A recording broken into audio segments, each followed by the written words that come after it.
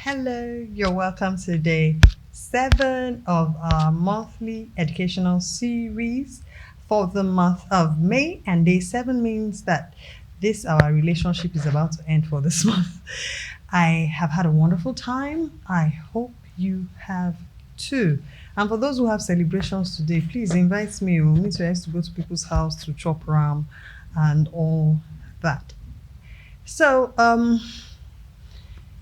it's been a wonderful time talking about dealing with debt, and I know that I should not have given you all those tips on how to treat your debts without making sure that I do not, or rather, let me put it this way, without making sure that I leave you a better person than you were before we started talking about debt.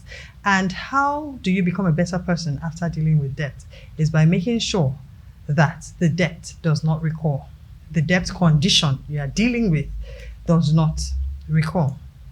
The very first thing is to find the cause. In day 2, we talked about the causes of debt. It could be an extravagant lifestyle. It could be excessive giving.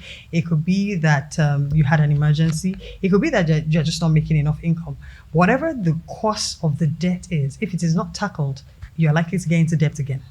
If it's indiscipline with spending, if it is that you don't have a budget and you just spend the money as it comes onto you, now later find out things you need money for that you now need to borrow to fill.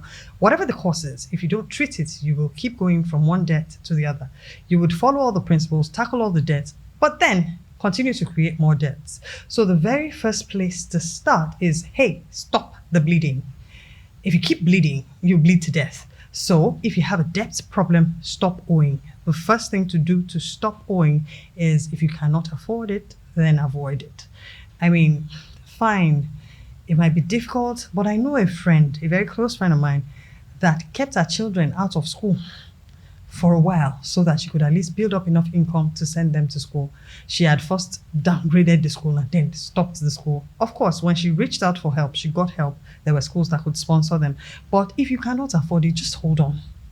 Okay? Stop the bleeding, because you will continue to run into multiple debts if you don't. Now, more than that, tackle the problem. One sure thing that would always get you out of debt and always make you a better person for other opportunities is increasing your income. That is actually what today's video is about. Increase your income. If you're in debt, one thing is sure, the money is not enough. Increase the amount of money you earn. So the questions I need to ask you to help you increase your income are, what do you know? What can you do? Well, what can you learn? What can you sell? How can you be of use to somebody? You know that the people you know actually are assets, so to speak. So who you know is also a way to make money in this day and age. You need to sit down with yourself and understand, what else can I do to generate income? Then start doing it. Even if it is in trickles, even if what you're making is small. I'd already mentioned what can you sell rather, not what can you smell. Now, even if it is linking somebody who has something to somebody who wants something, you can make a commission over making that connection. So why don't you work actively on increasing your earning capacity so that the next phase of your life will be easier, smoother, and debt-free? I hope that you have learned something this month, even if you didn't have any debts. I'm sure the tips we shared about budgeting and the tips we shared about scrutinizing your expenses would have been valuable to you. Also, the tips shared about how to prioritize payments, even if they're not debts, the things you want to do, there's a way to prioritize them. And of course, the cardinal rule, whatever has the gravest consequences is the thing you should tackle first. It's a rule that applies to everybody, whether you're dealing with debt or not. I hope I have imparted knowledge. I hope I've taught you something valuable. This is me signing out for the month of May. See you in June. Bye.